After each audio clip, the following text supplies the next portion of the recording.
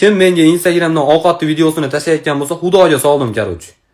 Men aytdim, nervimni siroq o'tgan bolalar qarg'ashda boshlamaydi yo'q. Men qarg'ashda boshladim o'sha. Gunohsizlarga to'g'risi aytib ber.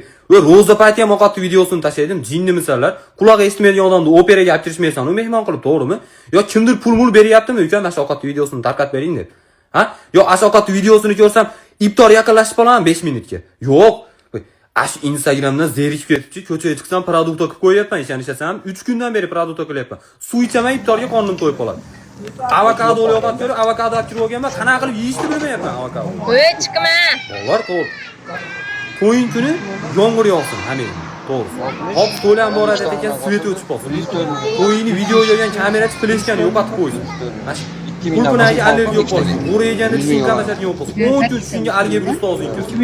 Va zerikib ko'chaga chiqsa ham hamma ovqat qilyapti. Mashinada bittasi yetar. Aptekalar ham oshqilib sotyapti.